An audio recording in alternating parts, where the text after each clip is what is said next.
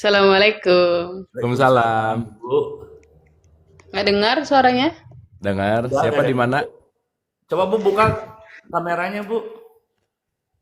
Lagi ya, ini anak kecil Oh, oke. Oh iya, jangan Bu, bener. Yang Ibu siapa di mana nih? sama ini apa Akang di Pekanbaru. Siapa Hmm. namanya? Ufairak, Oh itu Kang nama asli. Oke. Yanti Ufaira namanya Kang Abu. Sering dengar kita. Sering banget. Malahan kalau nggak ada Kang Anjrit live malah bingung. Kok Oh nggak ada live, nggak ada ini mana ya? Apa live-nya sekali 2 hari gitu, 2 hari sekali apa gimana? ya. Oke. Intinya kalau jam 88 mepet nggak ada, kayaknya nggak ada gitu guys. Nah, Soalnya Iya, kan itu aja sih. kadang-kadang kan Kang Anjrit sibuk, terus kalau saya juga kadang-kadang suka di jadwal pagi gitu. Tapi sebisa mungkin kita pasti live. Oke. iya, iya, iya. Ya, Iya gimana Kang Bu? Anjrit sebelumnya makasih udah naikin, padahal aku belum berlangganan, mohon maaf. Tapi udah follow. Udah. Oh ya, kalau nggak follow di blok Anda ya. Mau nanya ya, sebenarnya apa yang mau nanya apa ya? Apa gimana? Kalau misalnya ada seorang anak itu kan, dia masa kecilnya tuh dia sama ayahnya, ayahnya nih temperamen gitu. Jadi temperamen sama ibunya, sama anak itu gitu. Terus pas dia udah besar, anaknya ini yang perempuan ini malahnya dia nih seperti harus berkewajiban gitu. Mengurus orang tuanya yang dulunya ini jahat dengan dia gitu. Jadi ada seperti rasa nggak ikhlas, tapi dia juga nggak tega gitu. Jadi gimana? Mungkin ini jadi satu mental block juga, atau kayak jadi beban apa ya kayak trauma gitu, Kang. Itu Hmm. gimana ya caranya supaya kayak lepas gitu, karena berat juga gitu. Nah, itu satu. Yang kedua, gimana gini, Kang. Dia nih orangnya udah sadar nih tentang rekening gitu ya, tapi dia tuh nggak action gitu, nggak juga benerin makannya, nggak juga benerin pola pikirnya gitu, tapi dia tuh udah sadar, udah tahu gitu, tapi untuk actionnya ini kayaknya masih nunda-nunda juga, itu aja. Gimana, makasih. Ya gini loh Bu, saya dari yang kedua dulu ya. Kesadaran itu bukan pengetahuan sih Bu, gitu. Sekarang kalau tahu tapi tidak dilakukan, ya itu dia hanya berhenti dalam informasi kan. Karena kesadaran itu, kesadaran itu kalau boleh di dalam konteks keseluruhan, pengetahuannya ada, perubahan habitsnya ada, lakunya ada, outputnya jadi kebermanfaatan gitu. Nah jadi ya balik gitu, orang ya sorry ya, orang bisa ngumpulin pengetahuan banyak, banyak tahu, tapi sesaat itu tidak dilakukan menjadi laku, ya nggak akan merubah apa-apa juga gitu. Dia cuman kayak jadi Google atau Chat GPT aja serba tahu, ditanya apa ngobrol, ditanya apa, tapi kualitas hidupnya nggak berubah, lingkungannya nggak berubah juga gitu. Nah, jadi kalau bicara dalam konteks kesadaran tuh ya teman-teman bukan hanya tahu gitu ya, tapi orang yang sadar adalah dari tahu sampai ujungnya manfaat. Dan ya balik ya, seseorang untuk melakukan atau tidak melakukan kan kembali ke pilihannya gitu. Gitu Bu, itu yang nomor dua. Yang nomor satu, ya kembali ya bahwa saya rasa kita nggak perlu nyalahin orang tua lah. Kenapa? Suka nggak suka mau nggak mau kita diwariskan apapun yang orang tua awalnya nggak tahu. Dah, kita terima aja. Kenapa? Karena tidak ada sekolahan untuk jadi orang tua gitu. Jadi kalau sekarang ngomong aku tuh luka batin gara-gara orang tua aku gini, ya udah. Itu justru luka batin atau inner child apapun itu namanya, itu adalah PR hidup kita, kurikulum kita yang perlu kita selesaikan. Karena kita memang akan selalu ya kalau boleh pakai perspektif yang simpel, kita akan selalu dikasih kurikulum itu dari orang tua kita salah satunya. Sehingga tugas kita bukan menyalahkan, tapi justru bagaimana kita meregulasi, justru bagaimana kita belajar. Karena kalau tidak ada luka-luka itu kita nggak bisa belajar loh gitu. Nah jadi siapapun orang tua kita, mindsetnya jangan nyalahin, karena nggak ada orang tua yang tidak mewariskan luka batin kita tuh nggak ada gitu. Dan memang kalau nanti ngerti lebih dalam lagi ya, nanti kita bahas di private sih tentang Ibrahim sama bapaknya gitu misalnya. Kenapa sih Ibrahim sampai nggak mau ngikutin bapaknya gitu? Tapi bukan nggak ngikutin, bukan berarti tidak menghormati. Jadi kata kuncinya ya sorry ya buat para orang tua kita perlu untuk terbuka gitu bahwa tidak semua orang tua layak untuk diikutin gitu.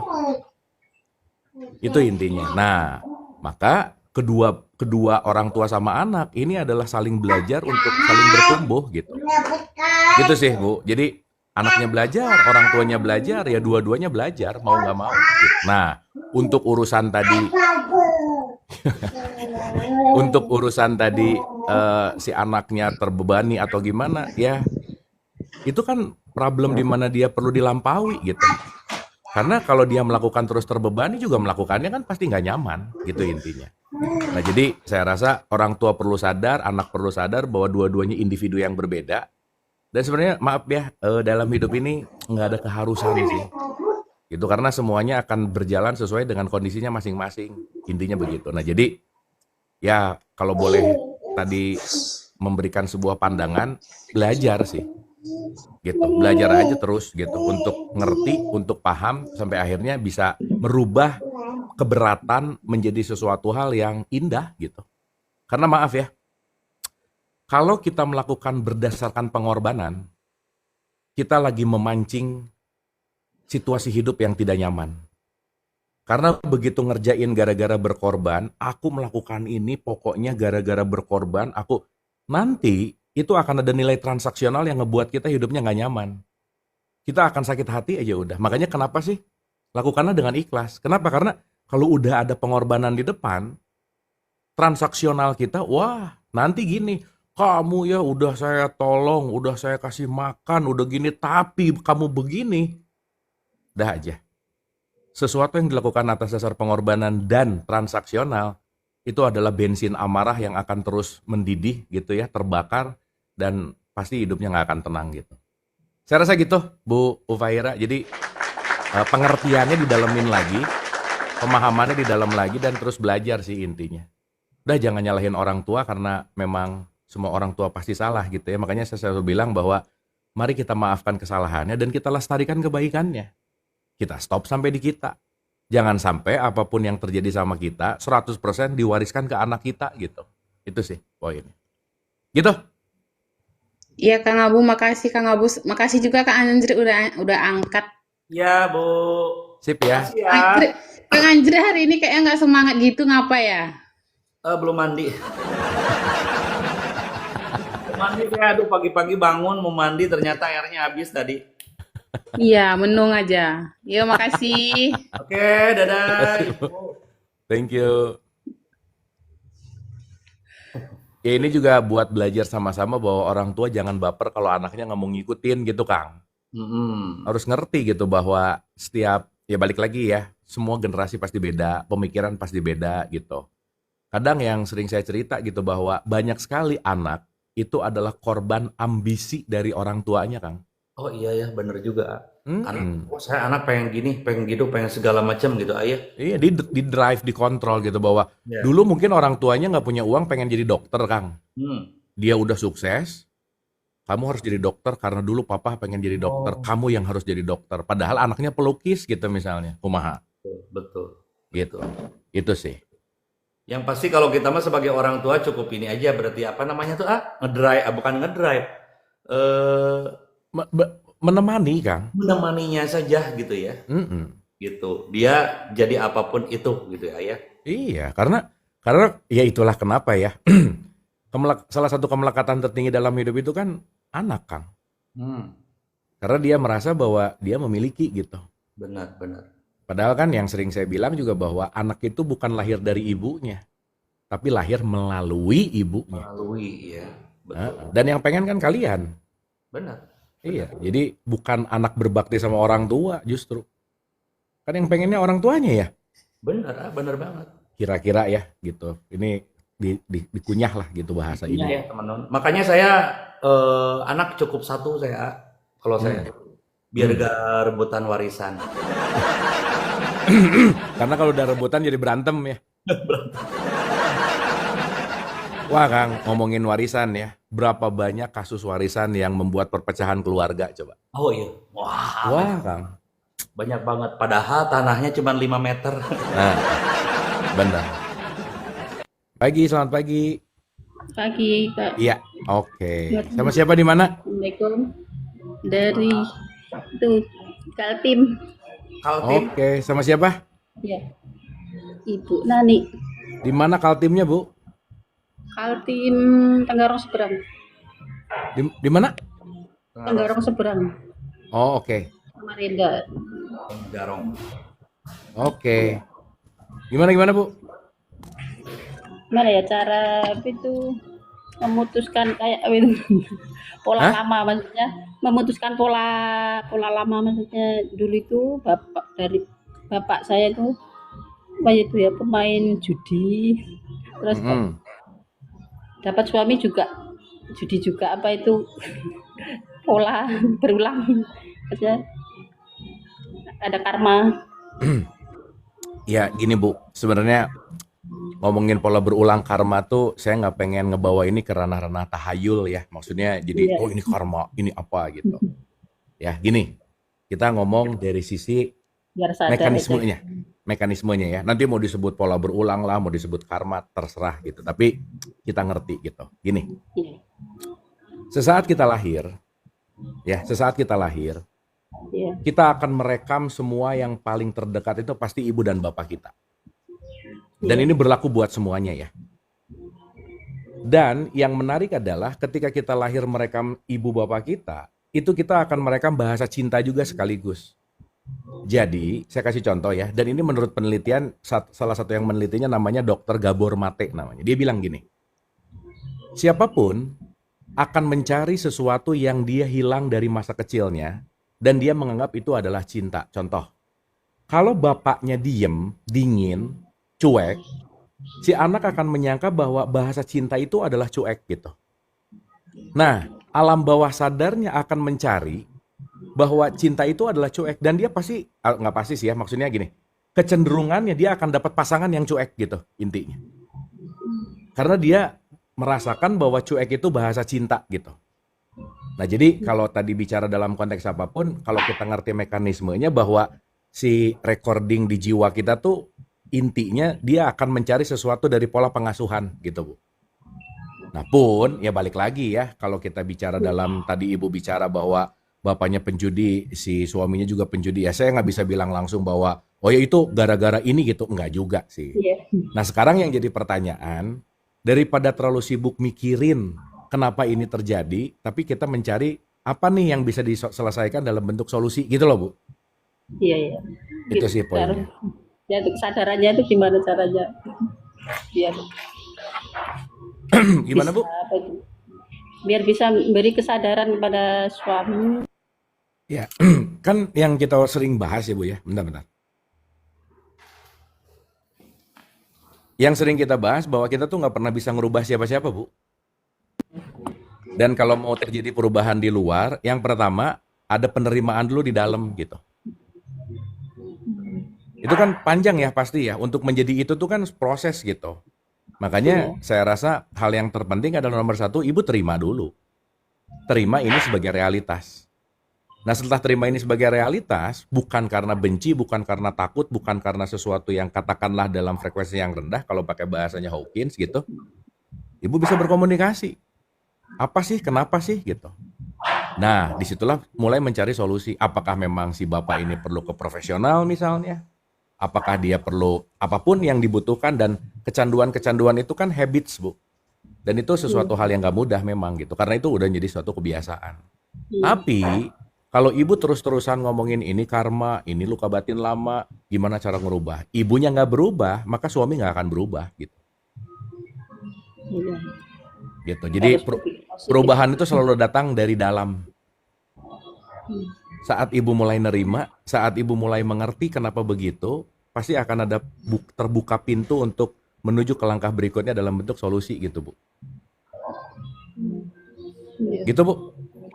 Ya insya Allah terima kasih. Ya, Oke, yang penting ibu jangan ngerasa bahwa ini ya balik lagi ya, bahwa ini adalah muter-muter di wilayah karma lah, ini adalah ujian lah, ini adalah azab saya, karma buruk saya. Itu nanti muter-muter di program lama dan nggak akan pernah berubah gitu Bu. Iya, iya. Makasih Kak Oke Bu ya. Ingrid. Ya, oke ya makasih. Bu ya, dadah.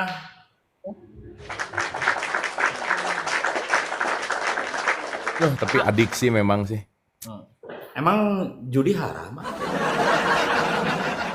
Bukan, ya haram tuh kan gini Kang. Gimana? Kalau kalah. Oh iya benar.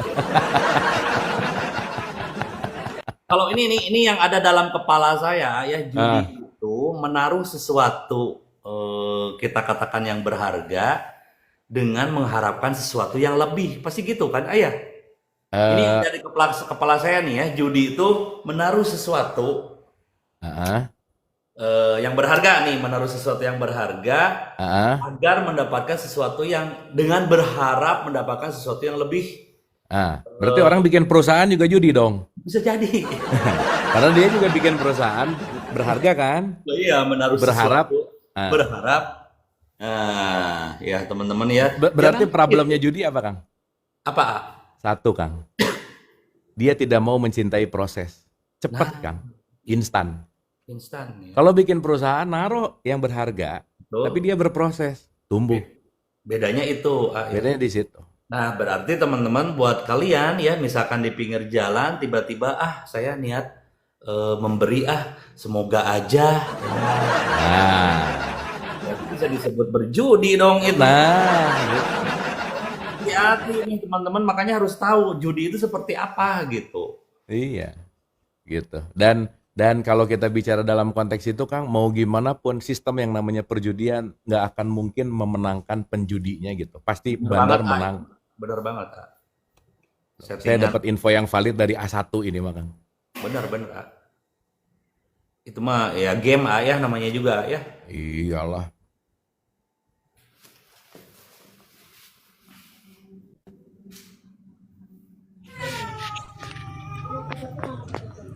Assalamualaikum. Waalaikumsalam. Mas Abu, Mas Andrit. Ya. Pagi, sama siapa di mana Pak? Saya cari dari Jogja, Mas. Oh, halo Mas Seri. Apa kabar, Mas? Alhamdulillah baik, sehat. Sering nonton kita, Mas? Sering nonton Mas Abu Marlo. Oh, iya, oke. Piye, Mas, gimana? Sama bertanya Mas Abu, Ya, gimana? gimana caranya menyingkronkan antara hati dan pikiran? Itu gimana caranya Mas Abu? Ya, gini, Mas. Kita tahu bahwa bahasa hati itu kan intuisi ya. Dan biasanya intuisi itu dikecil-kecilkan oleh ketakutan pikiran, kecemasan pikiran gitu. Nah, saya selalu bilang bahwa caranya gimana? Latihan, Mas. Latihan untuk membiarkan intuisinya dipilih gitu. Artinya latihan juga untuk kita berhati-hati berpikir, berhati-hati mengambil keputusan. Karena pikiran dan keputusan itu rata-rata kita lakukan dalam konteks yang namanya otomatis gitu. Jadi untuk latihan sederhananya Mas Ceri, sesederhana bahwa mau ngapa-ngapain diem dulu. Mulai direnungkan bahwa apa yang aku lakukan ini kira-kira baikkah, menguntungkankah, pentingkah, ada manfaatnya enggak gitu. Sehingga dengan kita punya gap antara keputusan dan kejadian, kita punya waktu untuk mendengarkan si intuisi tadi gitu. Makanya kalau tadi bicara bahasa yang paling sederhana, gimana caranya? Latihan, yang kedua menjeda. Latihan lagi, jeda lagi. Latihan lagi, jeda lagi. Contoh, Joe Dispenza tuh ada salah satu peneliti neuroscience ya. Dia bilang bahwa kalau kita punya emosi apapun, diterima dan disaksikan dalam 90 detik aja tanpa bereaksi apa-apa, itu kita akan sadar bahwa ini hanyalah iklan atau keputusan gitu. Karena beda antara iklan dan yang akan diputuskan tuh beda. Makanya kalau kita nggak pernah punya jeda, kalau kita berputar-putar terus di wilayah keputusan-keputusan yang otomatis, nah si hati ini nggak berfungsi gitu. Jadi kalau mau pakai bahasa yang sedikit filosofis bahwa hatimu akan didengar dalam keheningan. Jadi saat kita jarang main ke ruang hening, maka kesibukan-kesibukan pikiran, cuitan-cuitan pikiran itu nggak akan pernah selesai gitu. Kira-kira gitu, Mas Ceri. Jadi kita nggak usah intervensi pikiran ya Mas, cukup sadar saja ya. pikiran itu kan kalau udah pakai kesadaran kan dia hanya tamu ya. Nggak semua pikiran harus kita iyahkan kan? Mas Abu tadi kan bilang kayak iklan toh, kayak iklan Betul, toh. betul, Ya udah kita sadari saja toh. betul, Oh, baru gini. betul, Oh, baru gini. Oh, baru gini. Nah, yang didengarkan intuisi tadi toh, Mas. betul. Dari Dan nanti ketika si iklan-iklan itu kira-kira dapat sama intuisi, aku ambil pikiran yang ini deh gitu. oke, Maka oke, Mas oke. Cherry mengambil keputusan dengan sadar gitu. Maksud Mas, paham, paham. Paham ya, Mas ya? Paham, Mas, paham, paham. Mantap. Jadi itulah kenapa kalau dalam perspektif Jawa tuh menang, Mas. Pernah denger nggak? Hening, Mas, menang, Iya, Mas. menang, iya, Menang. betul. Kalau Gitu Kak. Jogja menang. Menang, iya. Menang tuh kalau karya kata Ki Ageng Suryo Mentaram tuh bahwa semua petunjuk itu didapatkan dalam menang gitu. Tapi menangnya di sini ada dua, Mas. Mas Abu. Ya, Menang sendiri ada dua. Jadi ah, menang ngemengke dan menang bener-bener menang-menang netral. betul, betul, betul, Jadi diamnya, itu siapa? Itu juga diam. betul. Ada diam bener-bener netral lagi itu gimana, Mas? Iya, balik lagi. Diam itu kan bisa justru malah kita jadi halu ya, banyak pikiran, overthinking kan diam juga tuh namanya, Mas. Betul. Ya, oke. Tapi Kalau di ini, bahasa Indonesia kan gitu ya, ya. tapi kalau si meneng yang saya maksud adalah menghening sejenak untuk mewaspadai pikiran yang datang gitu. Oke, paham, paham.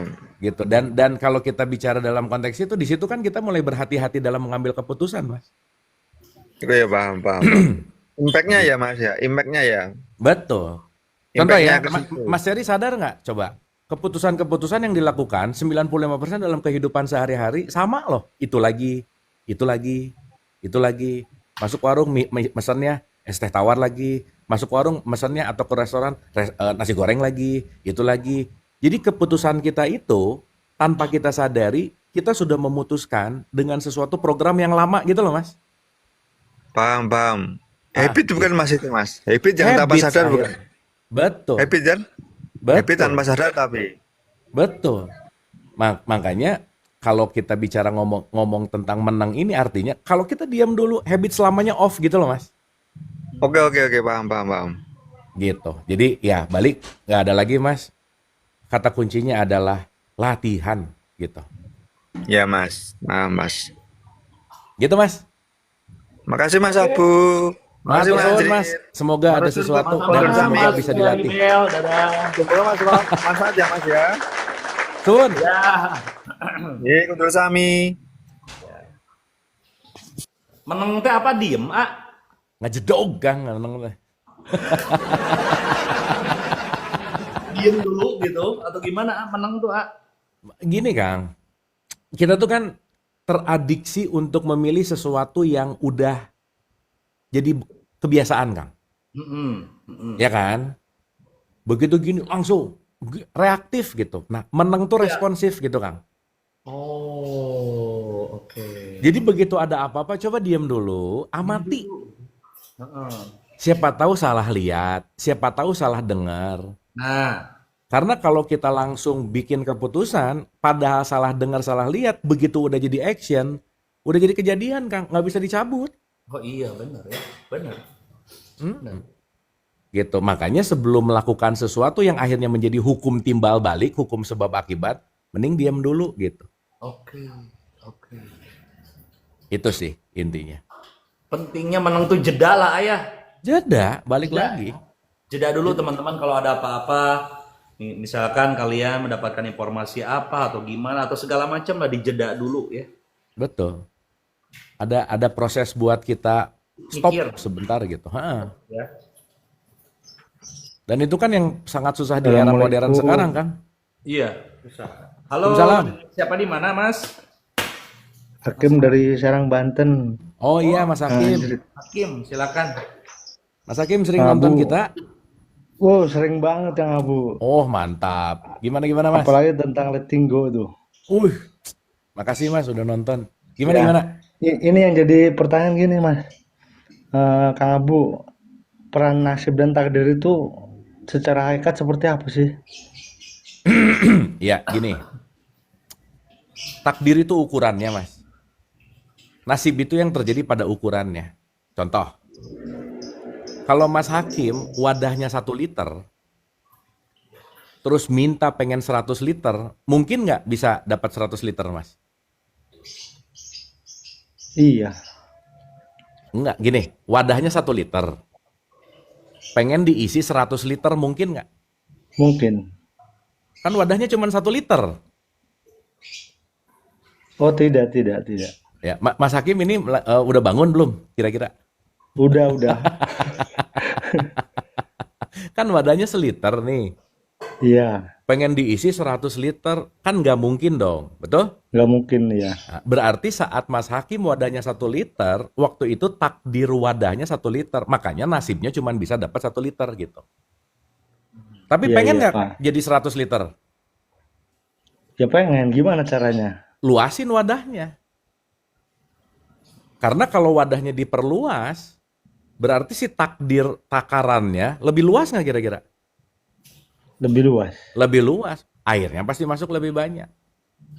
Nah, orang pengen airnya lebih banyak, tapi tidak mau merubah wadahnya. Nggak mau lebih belajar, nggak mau lebih menerima, nggak mau lebih melakukan ikhtiar, gitu intinya.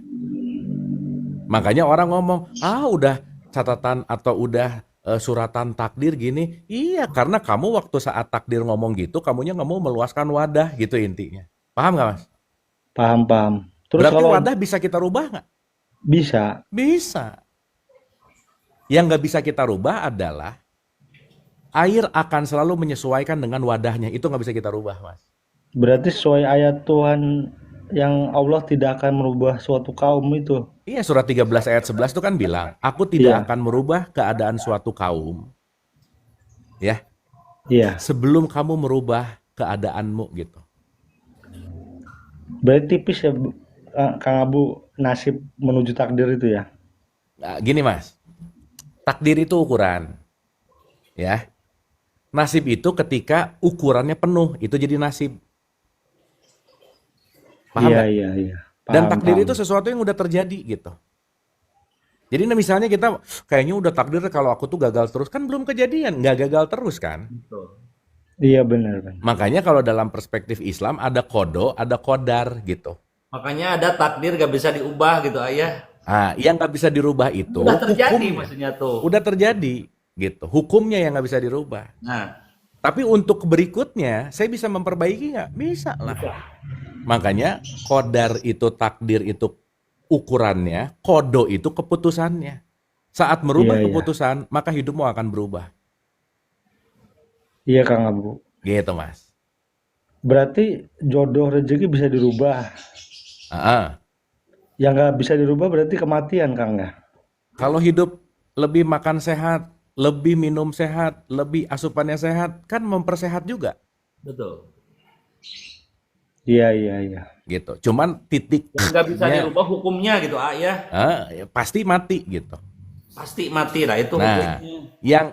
yang saya rasa jangan adalah mengaitkan semua keputusan kepada takdir yang membuat kita tidak mau bertumbuh gitu loh, Mas. Iya, Kang Abu. Itu. Akhirnya kita jadi apatis. Udahlah, udah takdir aku jadi orang bego gitu. Iya. Udahlah, udah takdir aku jadi orang miskin gitu misalnya. Udah, itu namanya bukan takdir, itu namanya mental block gitu. Betul. Iya, Kang. Pokoknya semua apapun yang ada di muka bumi ini masih bisa dirubah, udah gitu ya. Betul. Dengan cara Tadi ada besarkan wadah kita. Betul. Tadi ada yang Jangan- nanya, Kang, goreng Betul. patut bisa dirubah nggak? Bisa. bisa banget. Bisa banget. Kalian bergaul sama orang yang lebih jelek dari kalian, maka kalian akan paling ganteng. Udah gitu.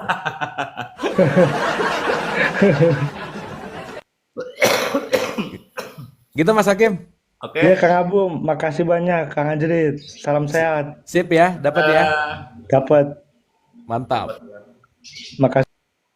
Stop mengeluh teman-teman karena masih bisa diubah. Tadi ada yang banyak yang bertanya, gimana sih cara ngerubahnya? Satu, banyak belajar ya. Biar apa? Biar wadah besar. Wadah apa misalkan? Wadah pengetahuan usaha, wadah pemikiran, wadah menerima atau apapun itu. Ya. Intinya satu, belajar ya. Terus apalagi kira-kira untuk merubah wadah-wadah ini Merubah kebiasaan, Kang. Merubah kebiasaan. Merubah pola pikir, Benar. ya, merubah pola keputusan, merubah pola penerimaan. Betul. Itu tuh semuanya. Rubah itu. Apalagi kebiasaan itu penting banget. Yang biasanya misalkan bangun jam 8 siang, coba jam 7 mulai besok kan kalau pengen besar wadahnya ya gitu. Iya. Kang Anjit kan bisa sampai hari ini justru Kang Anjit melawan takdir, betul nggak? Saya mau melawan takdir banget, gak ada. Ya, Gitu. ada saya mah kata takdir saya lawan ya. Walaupun saya tidak lahir dari rahimnya Sandiaga Uno. Sandiaga Uno malah laki tuh Kang. Ibunya gitu ya.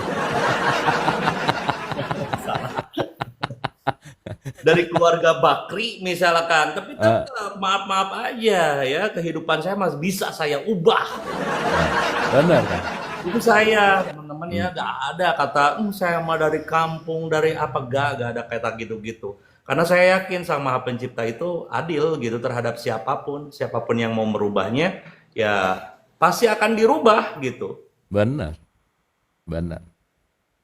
Meskipun nanti kapasitasnya pasti beda ya. Intinya jangan pengen jadi orang lain aja, karena wadahmu beda sama orang lain. Betul Kak.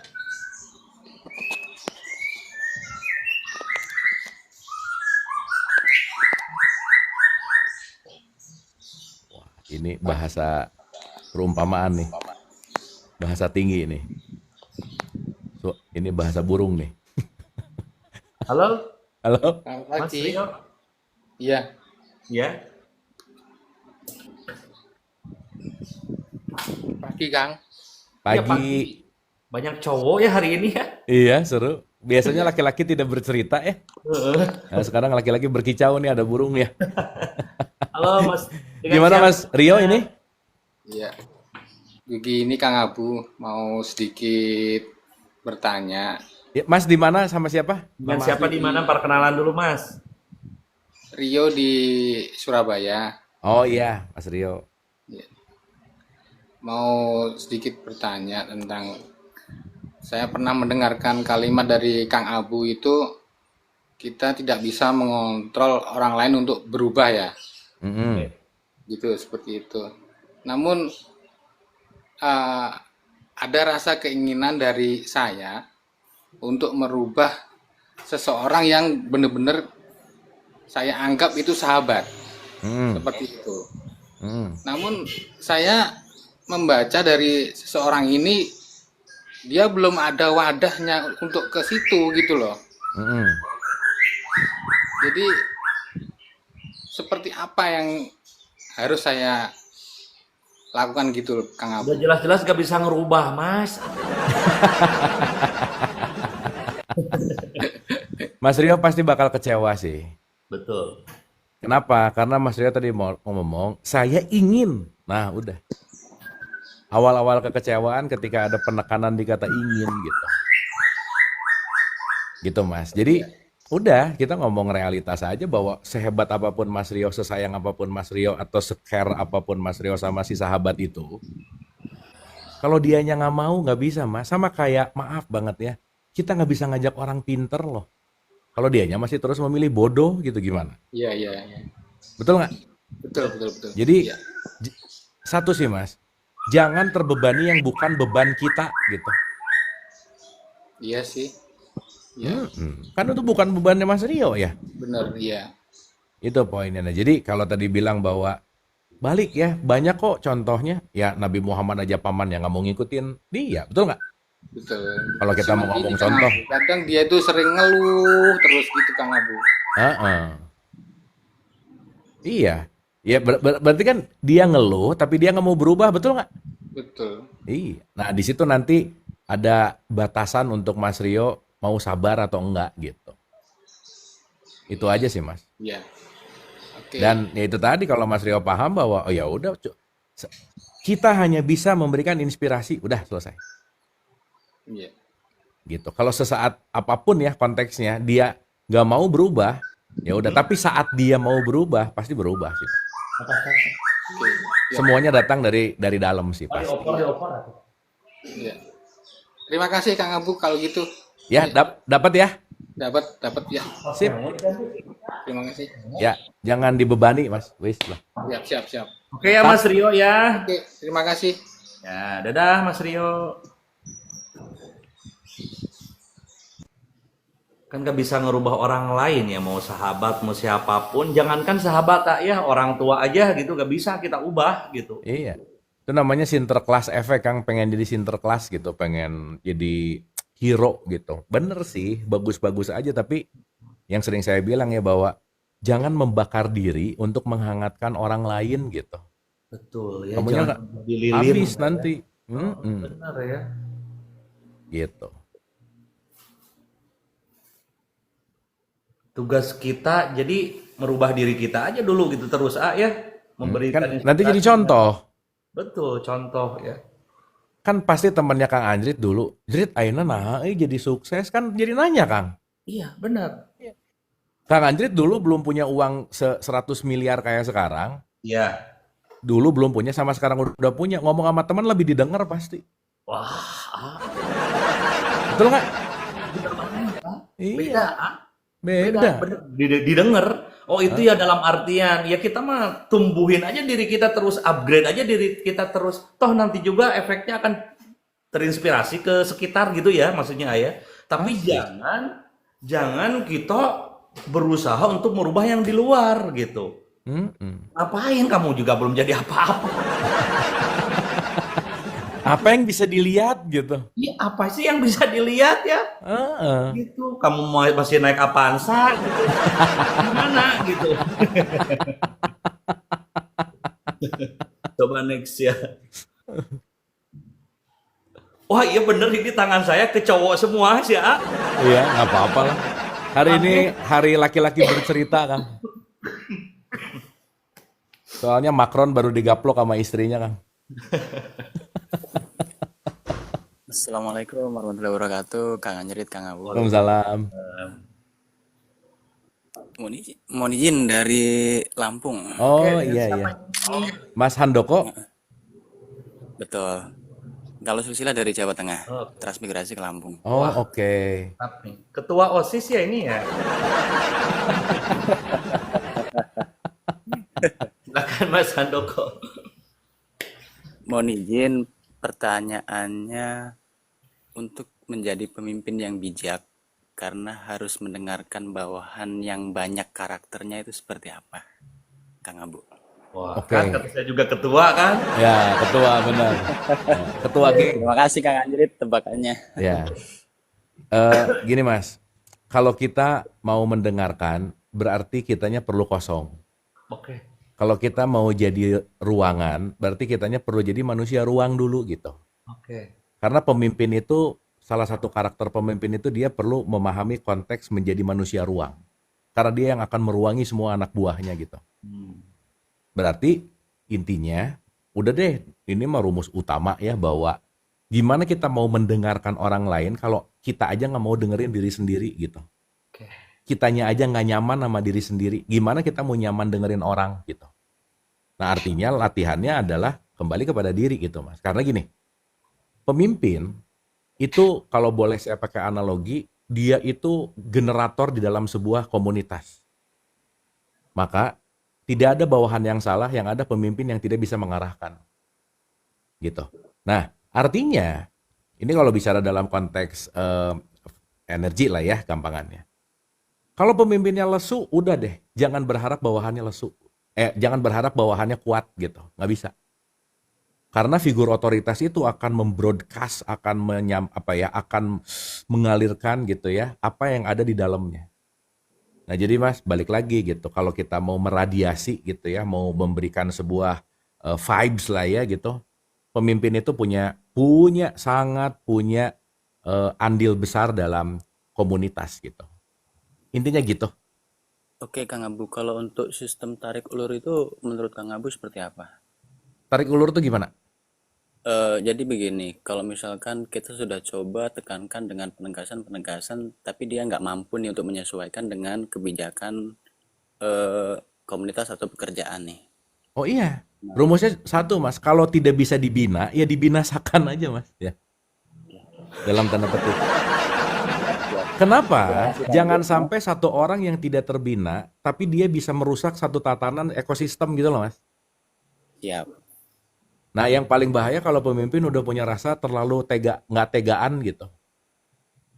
Wah udah, makanya pemimpin itu sifatnya kolerik biasanya. Nah, Netral Kang Abu ya. netral, tapi tegas. Contoh Siap. Mas, contoh Mas. Ada kata-kata berbahaya dalam organisasi, perusahaan, kata-katanya gini, aku berpengalaman 20 tahun. Itu ya, tanpa sadar kalau udah dengar kata-kata aku berpengalaman, itu orang udah langsung respect. Kita nggak tahu loh, 20 tahun ini orang di perusahaan ini nguntungin atau merugikan, kan kita nggak tahu. Benar. Siap. Betul nggak? Betul Kang Abu. Nah, sehingga kata kuncinya adalah ketika kita bisa menyaring siapapun yang satu frekuensi dengan frekuensi pemimpinnya, nah itu keputusan yang memang perlu diambil sesingkat-singkatnya, secepat-cepatnya, sebijak-bijaknya gitu. Itu sih Mas. Siap. Terima kasih Kang Abu. Karena analoginya gini, kalaupun dia tidak bisa ngikutin frekuensi di kita, kayaknya belum waktunya gitu. Siap. Gitu Mas. Oke Kang Abu, Sip sangat ya? jelas. Siap, sip. Mas Terima Handoko, kasih Kang thank you Anjrit. ya. Thank you Kang Anjrit. Tebakannya betul. Udah. Ya, assalamualaikum. Salam. Duh, ketua OSIS saya bener. Dengerin ya ibu-ibu ya. Itu tuh yang ada di dalam benak para pria tuh ya.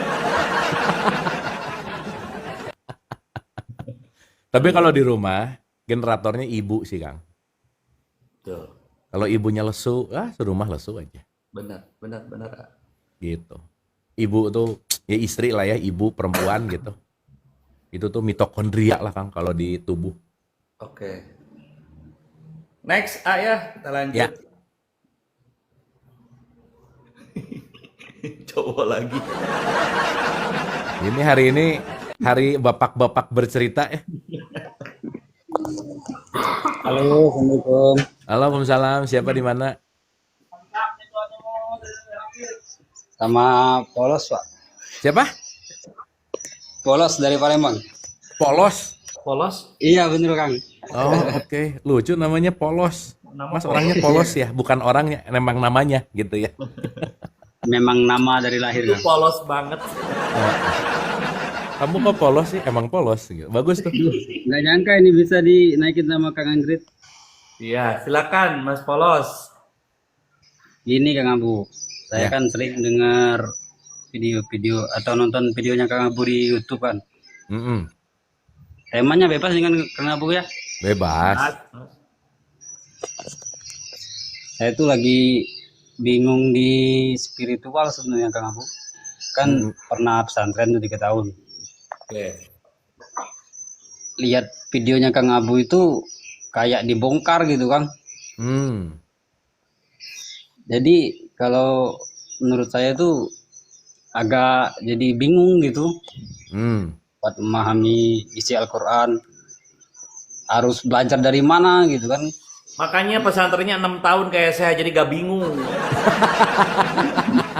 tahun kan. Kurang lama berarti Kurang pesantrennya ya. lama Anda. Gini aja kan cuman pengen minta saran aja dari Kang Abu gitu. Gimana cara belajar dari awal lagi gitu kan. Ya Oke. kalau baca buku juga seneng Kang Abu. Ya. Baca buku gitu. Ya. Satu, Mas Polos ya, saya rasa kunci yang paling penting. Jangan lelah belajar dan jangan puas dengan apa yang kita ketahui sekarang, apalagi yang kita ketahui banyaknya dari keyakinan, dogma, dan doktrin. Itu nomor satu. Iya. Pas banget loh Mas Polos, saya tuh baru launching banget ya teman-teman. Ada program namanya ngaji bareng. Saya sama Mas Sony itu membedah tentang Quran. Jadi dulu tahun 2012 saya tuh belajar Quran, metodologinya namanya ayat bil ayat gitu. Dulu saya paling nggak suka belajar Quran, nggak ngerti Quran, nggak mau deketan sama Quran karena saya nggak tahu caranya gimana. Tapi Iya. setelah saya ngerti metodologi tafsir ayat bil ayat, wah ternyata Quran ini menyenangkan banget gitu. Sehingga ketika bicara dalam konteks itu, saya mulai menyadari bahwa ternyata Quran tuh mudah ya. Dan ternyata Quran tuh untuk semua manusia ya. Ternyata Quran itu membawa kita menuju kepada petunjuk dengan cara-cara yang simpel. Nah biasanya si quote and quote nih ya, ada bagian-bagian yang memang jadi bikin kayak susah gitu inti. Jadi yang paling penting sih Mas Polos, terus mau belajar dan simple aja. Apa yang kita pelajari saat ini langsung amalkan gitu. Karena ilmu baru nggak akan hadir kalau ilmu lamanya belum diaplikasikan. Itu aja sih Mas. Oke. Iya, ya. Gitu. Yuk, kalau kita kan kadang-kadang kumpul tuh Kang ya sama ya masyarakat lah gitu.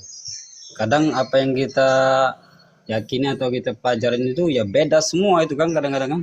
Jadi Pasti. kita ngeresponnya gimana gitu Kang, baiknya gitu. Nah, kalau dalam perspektif Quran tuh ada kata-kata fa'in nama yasarnahu bilisanika. Gunakanlah bahasa siapa yang kita ajak ngobrol, Bang. Iya benar Bang. Ya kalau kita ngobrol sama anak TK, ya jangan ngomong kalkulus lah. Iya.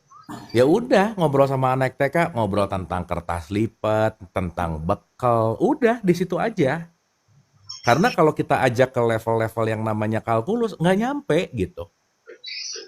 Kan nanti Yang pada pasti dasar diri sendiri ya Kang ya. Diri Kenapa? sendiri dulu yang pasti. Yang fokusnya tuh ke diri sendiri dulu aja gitu Kang ya. Nah ini kan banyak yang terjebak, pernah dengar di pesantren pasti pada dengar kalimat ini. Baligu ani walau ayah, sampaikanlah walau satu ayat gitu. Iya. Itu disampai di pikirannya begitu dapat satu ayat langsung sebar di WhatsApp grup keluarga. Kan bukan gitu poinnya. Iya. Ayat yang kamu baca, kamu pelajari, kamu pahami, kamu amalkan, kamu sampaikan dengan perilakumu yang lebih baik, kan gitu poinnya Mas. Benar. Bukan jadi perang ayat di WhatsApp grup keluarga gitu. Bukan itu poinnya. Gitu. Jadi ayat itu kan tanda. Tanda itu kan adalah salah satunya perilaku kita. Coba sampaikanlah perilaku kamu yang lebih membaik setelah kamu ngaji gitu loh. Betul. Iya. Misalnya. Nah, jadi kan luas nih. Nah, sementara masyarakat kita tuh kan malas mikir, Mas. Senangnya tuh dicekokin, senangnya tuh didongengin, senangnya tuh kesimpulan pertanyaannya boleh atau enggak gitu. Iya. Akhirnya dengan kesimpulan-kesimpulan boleh atau enggak, nalarnya nggak dipakai gitu. Padahal Quran sendiri kan kalau pesantren pasti juga takkilun. Kamu tuh harus menggunakan akal gitu. Tatafakarun gitu intinya. Nah, jadi Mas, untuk orang-orang yang seneng dongeng, udah ngomong dongeng aja. Untuk orang-orang yang seneng mikir, yuk mikir bareng. Selesai. Jadi Selesai. imbangin aja gitu Kang ya. Jadi damai, Mas. Diimbangin aja gitu. Iya. Makanya kan di Quran ada hujurat, Mas. Kamar. Ah, Kamu harus tahu kamu ngobrol di kamar di room apa. Nah, gitu. benar.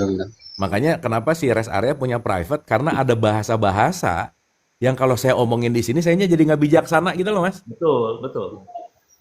Boleh nanya satu lagi nggak Kang? Silahkan.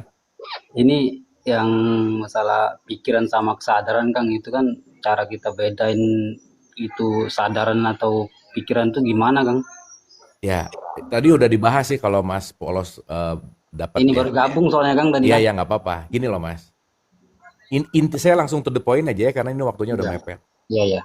Kalau itu datang dari kesadaran, maka akan membuatmu damai, tenang, bahagia. Dah. Keputusannya diambil dalam keadaan damai, tenang, bahagia, dan outputnya pasti ke situ. Iya. Kalau di sini tuh ribet biasanya Mas. Menggapai, mencapai, meraih, ingin, menggapai, nggak pernah beres, apa pokoknya kemerungsung lah bahasanya. Kalau pakai bahasa Jawanya gitu. Ribet, hektik gitu. Banyak drama gitu Kang ya. Drama, that's it. Iya. Contoh nih ya. Begitu kita tahu sesuatu, drama pikiran maunya itu disebarin Mas. Maunya tuh semua orang tahu aja. Gitu. Dan maunya tuh, maaf ya, kalau orang ya balik lagi semua pasti mengalami sih. Maunya pasti ngebenerin orang lain aja, gitu kira-kira. Bener, kepikiran orang lain. Kalau belajar juga kadang-kadang kepikiran orang lain, padahal kan untuk diri sendiri itu kan. Iya. Gitu. Jadi begitu belajar yang dipikirin, wah dia harus gitu. Selesai ngaji, ceramah kemana-mana gitu. Meskipun orangnya nggak pengen diceramahin. Kan nyebelin ya. Orangnya nggak nanya, tapi tiba-tiba datang sekedar mengingatkan. Ini rese banget. Orang gue nggak mau tahu gitu misalnya. Betul nggak Mas?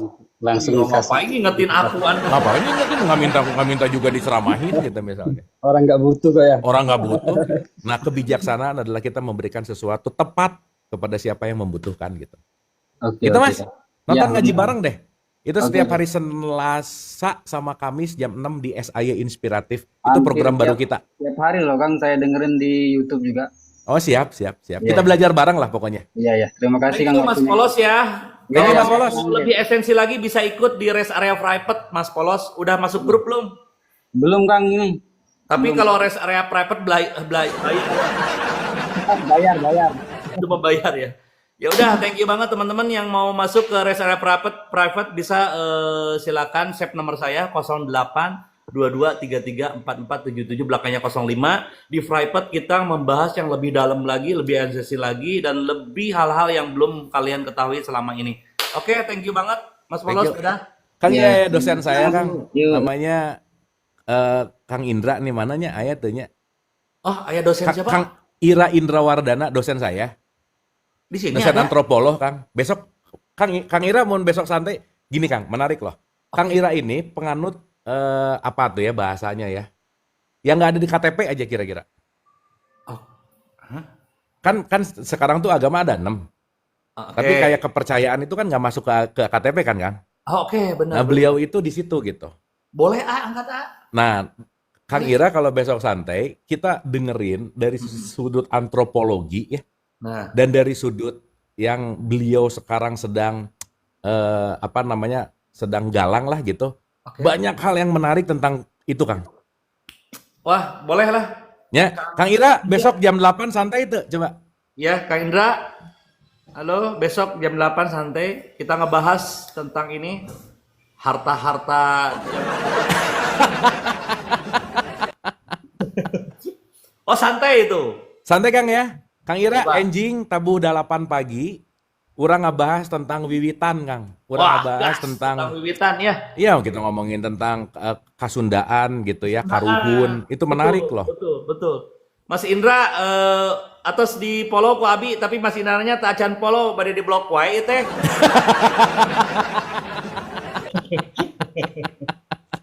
Sip ya, guys. Sip, Besok pagi kita ngomongin tentang kepercayaan. Karena Kang menarik, Kang.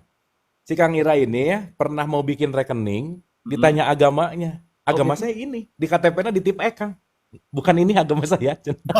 jadi nggak bisa bikin ATM. Wah, bodor lah, Kang. Pokoknya jadi minoritas quote and quote gitu ya, jadi minoritas di kampungnya sendiri dalam tanda petik gara-gara urusan KTP yang ada namanya agama harus itu jadi kasus gitu. Dan itu banyak banget cerita-cerita yang sangat-sangat menarik dari Kang Ira gitu. Beliau dosen di Unpad, Kang, itu dosen antropolog. Wah, keren banget atuh Ya besoknya kita bahas ya. Siap, kita bahas Sip, ya. besok. Kang Ira oke ya, besok ya. Mana sih Kang Ira ya kayaknya tanya. Atau saya bieu mohon cenah. Oh siap, Kang Ira enjing tabuh 8 di Antos di dieu. Nah, di dia di live ieu,